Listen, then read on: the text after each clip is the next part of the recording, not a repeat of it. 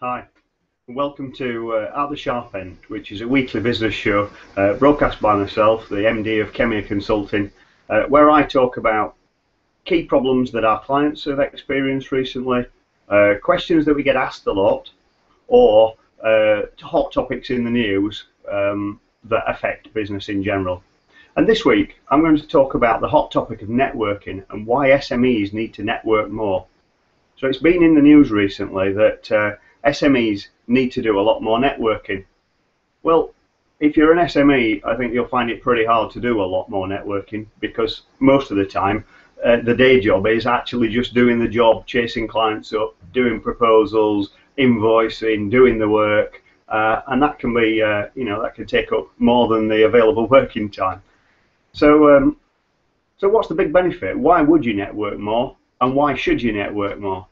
Well, in business, and it doesn't matter really what size of business, it can be a real accelerator effect if you find key partners or key referrers in a network that trust you, have worked with you, want to work with you, and are in touch with lots of other people. And we do this routinely at Khemeia Consulting. So we have a few strategic partners, critically, that don't cut across our services but augment them. So we want to work with people who have different skills to us, and we find that actually doing that and bringing work in and working with those strategic partners means that they refer work back to us as well, which is absolutely superb. So everyone wins. As long as you can be nice and pragmatic about who owns the customer, how the relationship works, and get the right agreements in place, the right framework, then you can make that work very well for all parties. But let's come back to that SME growth thing. So you could spend all your time networking. There are a lot of networks out there, from the high-end paid networks like BNI. There are business groups like Vistage and the Alternative Board, links of which, by the way, will be in the show notes below. You can go to business clubs. Often the universities run networking sessions as well. Then there are innovation networking groups through the Technology Strategy Board and the KTN network, that's Knowledge Transfer Network. But what is it about your business and where you are? Where do you need to network? Well, one thing we found over the years is a lot of the networking groups are full of people who serially network. And don't get me wrong, for some businesses that's absolutely fine. But what you could do with is one of those types of businesses, a strategic partner. So typically the professional service firms, lawyers, accountants, patent agents, bookkeepers, corporate finance people, they all touch a lot of different businesses.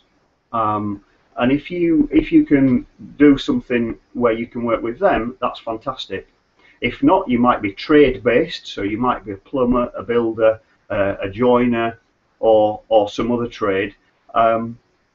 In that case, you need to find a network where there are people with groups with quantity surveyors, architects, etc., that are aware of changes going on and want partners to work with.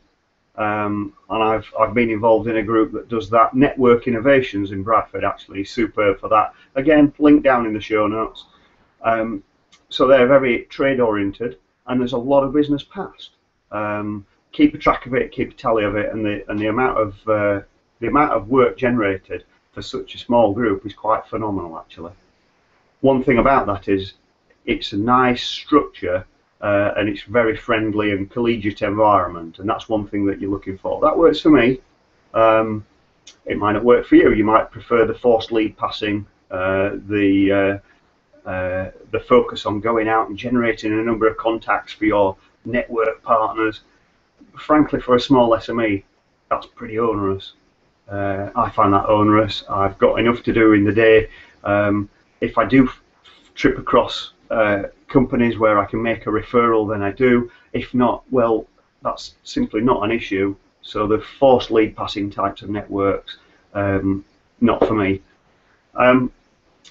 So what else can you do? If you turn your if you turn your strategic partners and your network contacts, and that could be your supply chain, or it could be your clients, into a referral network.